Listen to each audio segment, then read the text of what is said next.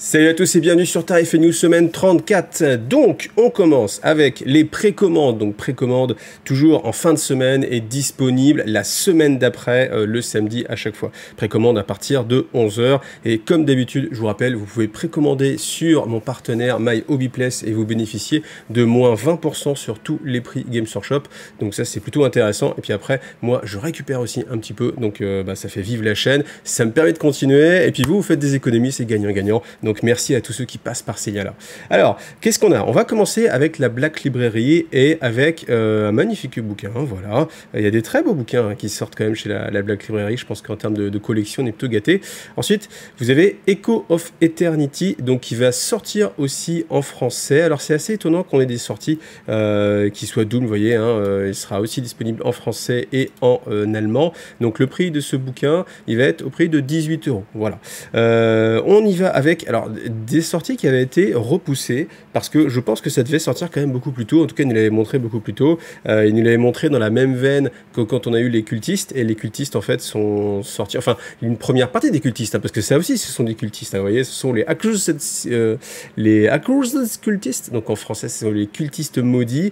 Eh bien, on les avait déjà il y a bien longtemps. Et là, en fait, ils sortent simplement maintenant. Donc, je sais pas, peut-être qu'ils ont voulu étaler un petit peu la chaîne de production ou proposer peut-être un peu plus de nouveautés sur le long terme et pas mettre tout d'un coup pour le chaos. Voilà. Donc, en tout cas, cette boîte-là, elle va coûter 40 €. 40 € avec ces sortes de possédés maudits qui sont vraiment quand même assez jolis. Ça, on les avait... enfin, les cultistes maudits, pardon. On les avait vus déjà et je trouve que c'est des figurines qui sont assez réussies dans le côté démoniaque et mutation. Donc on peut profiter, et ça c'est pas mal qu'ils le mettent directement ici, on pourra profiter d'un petit tuto peinture, pas pour l'ensemble mais pour quelques parties de ces figurines, donc c'est plutôt sympathique. Ensuite les possédés, cette fois-ci, alors je veux dire ça ressemble à quelque chose, bon ça ressemble toujours à des possédés, mais c'est vrai que pour ceux qui ont connu les vrais, enfin les vieilles figurines de possédés, là on est quand même sur des figurines, on n'aura pas trop honte de les mettre sur la table, parce que les autres franchement elles étaient, enfin je pense qu'à un moment donné même elles étaient dans le top 10 des figurines les plus laides qui étaient sorties. En tout cas celle-ci, eh bien vous avez vos 5 figurines pour 45 €, ce qui fait 5 € la figurine. Après ce sont des grosses figurines, ils sont plus gros que les, alors j'allais dire que les Space Marine classiques oui, mais de toute façon les nouveaux Space Marine de Chaos sont plus gros que les Space Marine classiques, tout est plus gros qu'un Space Marine classique au final, mais là ceux-là ils ont vraiment une envergure assez grosse, donc voilà des grosses figurines. Ensuite Chaos Démon Combat Patrol, pas de nouvelles figurines, voilà des choses que vous connaissez déjà. Donc le prix comme d'habitude c'est 120 €, voilà, donc spécial dédicacé à Cord. Ça aurait pu être sympa qu'ils nous fassent comme ça. Alors est-ce qu'on a déjà les autres qui existent? Alors, est-ce que sont encore disponibles? Ça, je ne le sais pas. Il faudrait regarder peut-être chez votre vendeur. Mais c'est vrai qu'à une époque, il y avait toutes ces boîtes-là qui étaient pour chacune des entités démoniaques. C'était plutôt sympathique. Bon, voilà, en tout cas, celle-ci, maintenant, pas de choix, c'est du corne. Ça peut bien tomber s'il y a du corne qui tombe après. Donc, le codex démon, donc démon du chaos. Donc, lui, comme d'habitude pour les codex, 42,50 €. Voilà. Les dés, ça, vous commencez aussi à avoir l'habitude. Ça fait longtemps qu'on n'avait pas parlé de ces magnifiques dés rigoureusement indispensables. Vous en avez 20 pour la modique somme de 31,50 € le dé, voilà. Alors, je me rappelle une fois, j'avais dit, mais à ce prix-là, les mecs, est-ce qu'il vaut mieux pas les faire soi-même, ces dés? Alors, il y a des marques qui fabriquent des dés sur commande, genre par exemple chez Sex, et on m'avait appris que chez Sex n'autorisait pas la reproduction de logos qui étaient trademark. Donc, par exemple, si ce logo est déposé, et je pense que l'étoile à 8 branches comme ça est déposée par Games Workshop, eh bien, il faudra essayer de bidouiller. Mais par exemple, vous ne pouvez pas faire, par exemple, l'aigle impérial, qui est emblématique chez Games Workshop, vous ne pourrez pas le faire, parce qu'il est déposé. Et donc, chez Sex, pour éviter tous les problèmes, eh bien, ne va pas autoriser que vous fassiez vos propres dés avec le logo si c'est trademark registered, etc. Donc voilà, c'est une info intéressante. Ensuite, quelques vieux démons si vous voulez les récupérer, mais des choses qui font peur, résine et métal. Ça, si vous n'avez pas l'habitude, ça va en surprendre plus. Surtout pour la fancast, si on ne connaît pas la fancast, ça va être assez costaud. Donc ensuite du Blood Bowl, voilà, qui sort toujours régulièrement comme ça avec des terrains. Le set de terrain 40 €, les dés 14,50 € et les cartes 22,50 €. Je rappelle que le set de cartes est toujours pas en français, donc voilà, au cas où.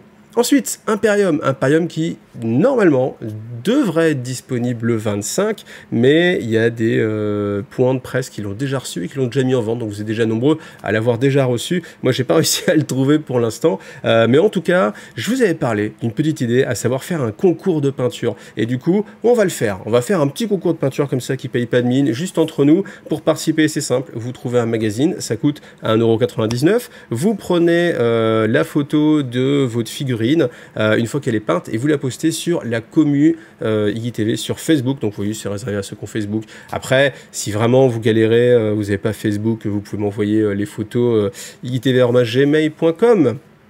Mais bon, je préfère quand même que ça passe par Facebook, ça peut être un peu plus sympathique. Mais en tout cas, le principe, c'est que on fera le mardi 6, donc c'est-à-dire que c'est la date aussi finale à laquelle vous devez avoir pas votre figurine. Le mardi 6, je ferai un petit live dans lequel on passera en revue en fait toutes ces figurines-là. Donc voilà, n'hésitez pas à participer. Est-ce qu'il y aura quelque chose à gagner? Je sais pas, j'ai envie de dire peut-être, peut-être pas. Comme je vais pas faire de vidéo à part pour vous dire, ah le gars, il y a un concours de peinture, je vais simplement le rappeler dans le prochain Tarifia News. Je sais pas s'il y a vraiment beaucoup de gens qui ont participé. Je ferai peut-être un petit peu de pub quand même sur Facebook, mais voilà. On va dire que pour l'instant, c'est pour le fun et puis on n'est jamais à l'abri d'une belle surprise. Donc ensuite, eh bien, Warhammer Plus, là il y a quelque chose qui a l'air assez intéressant.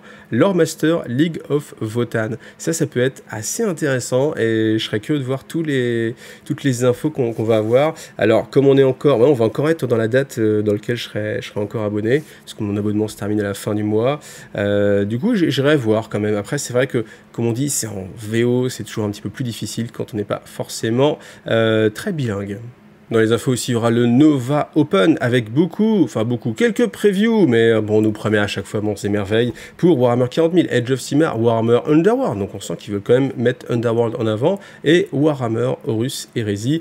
Donc si vous voulez suivre le live en direct, eh bien à l'heure française, ce sera le premier à 2 h du matin. Tout en sachant que je vous rappelle que c'est la rentrée scolaire, donc si vous devez emmener vos enfants à l'école pour la rentrée, ça peut être un petit peu compliqué. Moi, je sais pas encore si je ferai un live ou pas. Honnêtement, ça fait tard, 2 h du mat. Ça veut dire qu'on va se coucher vers 4 h du mat. 1 heure de live, après un petit coup de débrief pendant au moins une demi-heure. Ça risque de faire tard, donc je ne sais pas. On verra. Si c'est pareil, là aussi on n'est pas à l'abri d'une surprise, mais bon, je pense qu'il sera toujours temps aussi le lendemain matin de regarder un petit peu tout ce qu'on a fait, et puis enfin tout ce qui a été révélé, et puis voir ça directement dans une vidéo spécifique. On verra.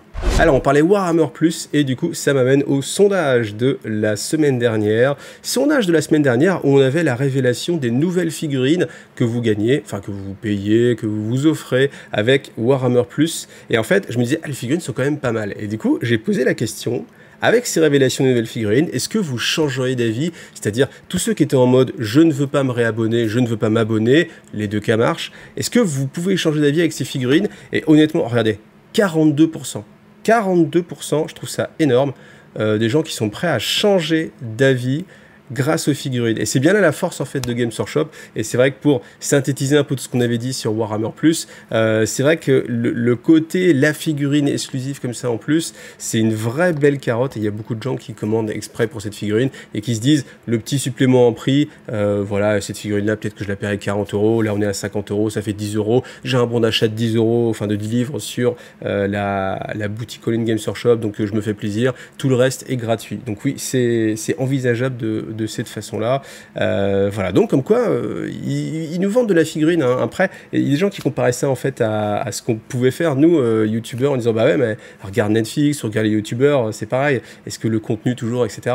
Là, on est quand même sur une nouvelle façon de vendre des figurines, parce que là, ils nous vendent une figurine en nous mettant un petit peu de trucs en plus, et puis là, on se dit, bah oui, pour la figurine, je l'achète. Parce que vous voyez quand même, 42%. C'est pas parce que les animes me plaisent, c'est pas parce que j'ai envie de soutenir Galaxy World de sa démarche, c'est parce qu'il y a une figurine au bout, la belle carotte. Alors, amoureux de Kill Team, eh bien, on a un petit livre à l'annual 2022 qui sort pour Kill Team. J'aime beaucoup l'illustration, là, je la trouve assez sympathique. Ça donne envie, en tout cas, ce livre-là. Et donc, c'est tout simplement la compile de tout ce que vous avez pu trouver dans le White Dwarf ou un petit peu ailleurs, et des nouveaux suppléments, justement, pour les bandes qui étaient sorties pour les anciennes versions de Kill Team. Donc là, on les reconnaît, c'est ceux qui étaient dans cette boîte-là, je ne sais plus comment elle s'appelait.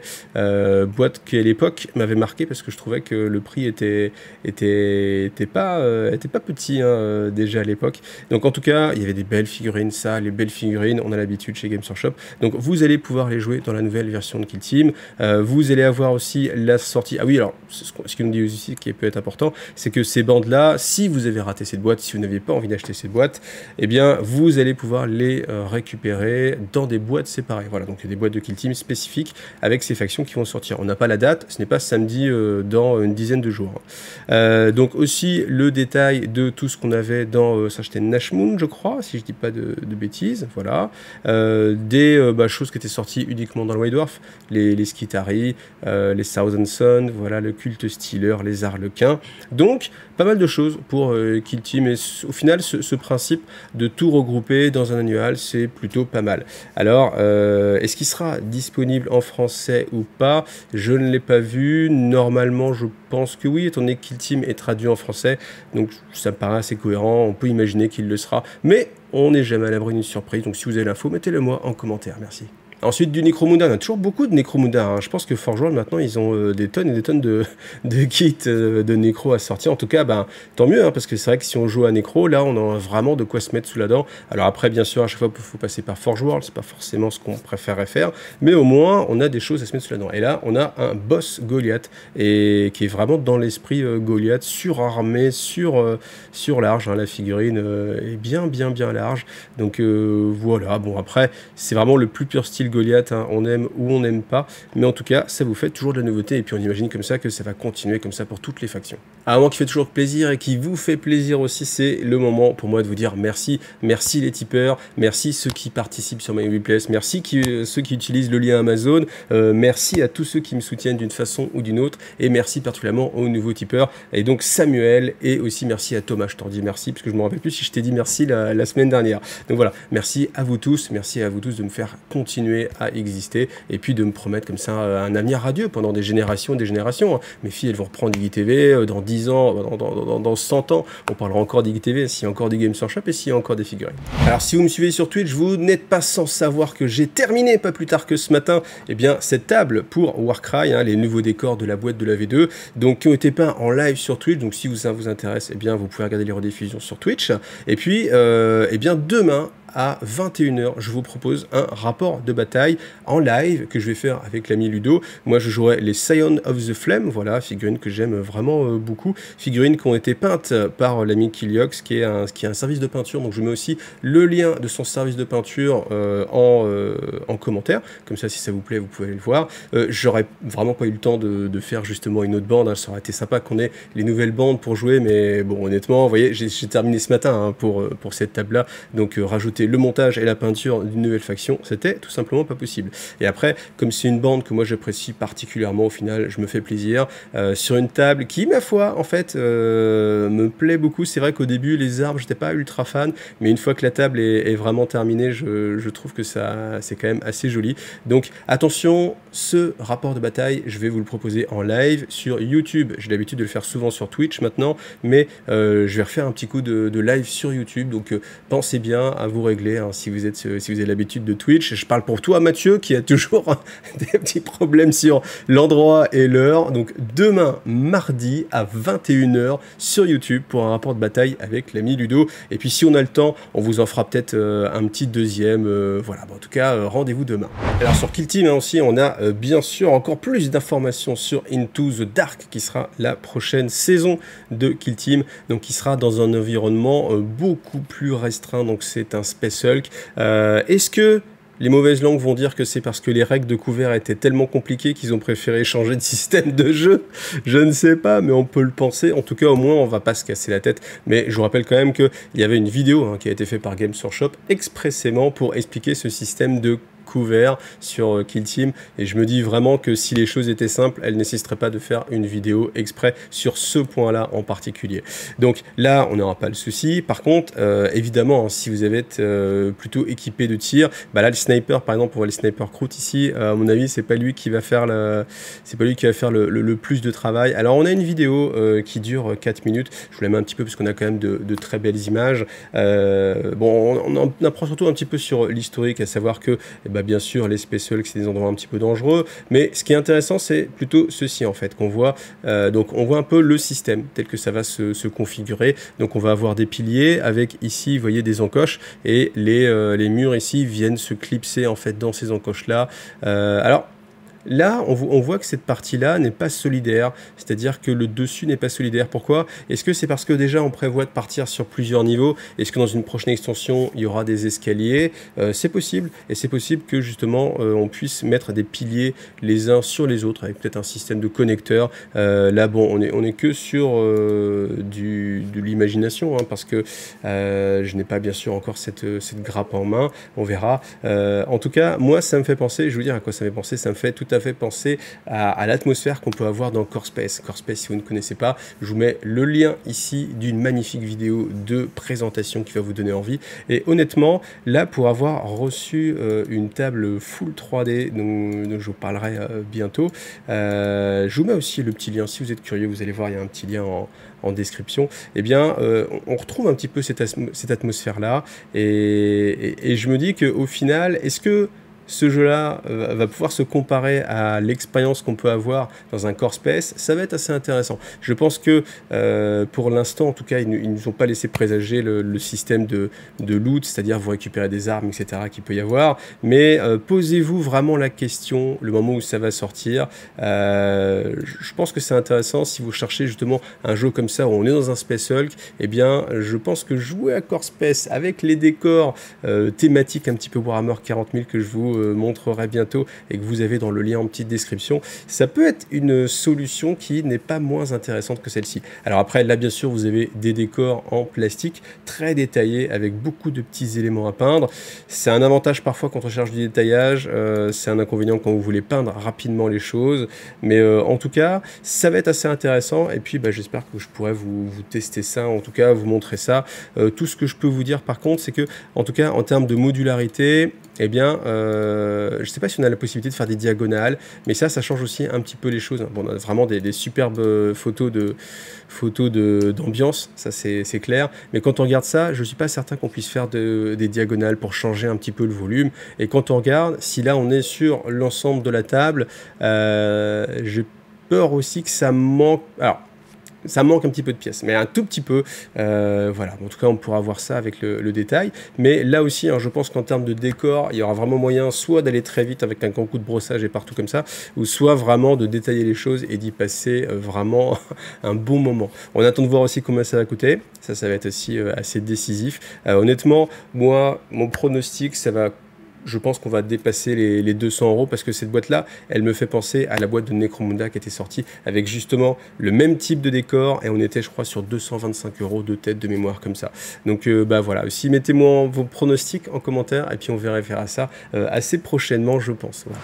Alors maintenant, c'est peut-être devenu une tradition, hein, à force, c'est d'avoir souvent comme ça des petites nouvelles de nos amis, les squats, non, pardon, la Ligue Votan, non, pardon, les kin. Donc là, on a, eh bien, on va dire l'équivalent des dévastateurs, c'est-à-dire ceux qui vont porter les armes les plus lourdes. Donc voilà, première chose, première constatation, eh bien la figurine est vraiment bien chargée. On a vraiment beaucoup d'éléments, les bras voilà, mécanisés qui viennent supporter, l'armature en fait comme ça, encore au-dessus. Après, ce qui est un petit peu étonnant, presque bizarre, c'est que on a l'imagine en fait d'une sorte de cuirassier Némésis, hein, pour le Dread Knight, pour les chevaliers gris, parce qu'en fait on a ce porteur comme ça qui est harnaché dans son exo-armure, mais je trouve qu'il y a quand même quelque chose d'un petit peu étrange en fait entre l'espace qu'il y a entre les pieds et le sol en fait. On a l'impression qu'ils sont sur des mini échasses, mais alors toutes petites, et c'est vrai qu'il y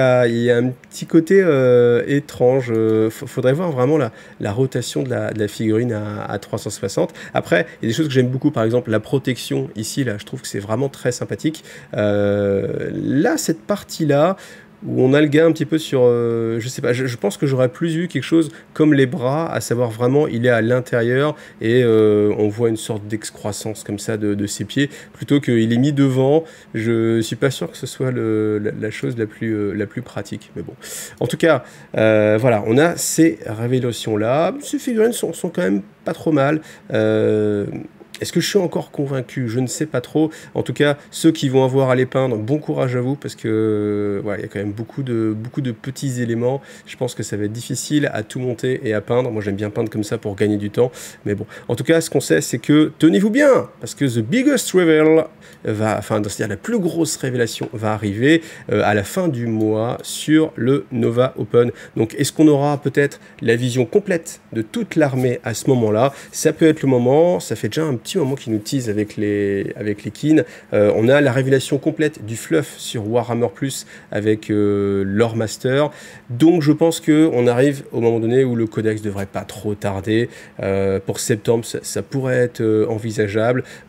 Septembre, octobre maximum, mais je pense que peut-être à la fin du mois prochain, septembre, ça devrait être envisageable. Donc moi, j'attends de voir le gros véhicule, le gros tank, parce que c'est ce qui va définir les choses. S'il y a un volant aussi, ce serait pas mal. Hein. Alors on peut imaginer une sorte de copter, un chopper ou une sorte de Comanche ou d'Apache technologique, quelque chose comme ça. Je pense que ce serait assez rigolo. Et puis bon, ça ferait le lien aussi avec les gyrocoptères et ce genre de choses. Donc le sondage, est-ce que maintenant qu'on a une belle vision de l'armée Kin, on n'a pas encore tout, mais je pense que vous avez déjà votre fibre qui est prête. Donc, est-ce que vous allez vous lancer dans cette nouvelle armée ou est-ce que ça ne va pas vous convaincre ou est-ce que vous attendez aussi de voir les règles? Parce que les règles, c'est aussi important pour vous. Voilà, ça c'est le sondage de la semaine. N'hésitez pas à participer, comme ça donne toujours matière à avancer et puis à voir aussi un petit peu le retour de la communauté. Voilà, merci à vous tous d'avoir vu cette vidéo. Rendez-vous demain en live à 21 h sur YouTube. Et puis, merci à tous ceux qui me soutiennent. Merci à tous ceux qui font vivre la chaîne. Et puis, à bientôt. Allez, bye. Salut à tous.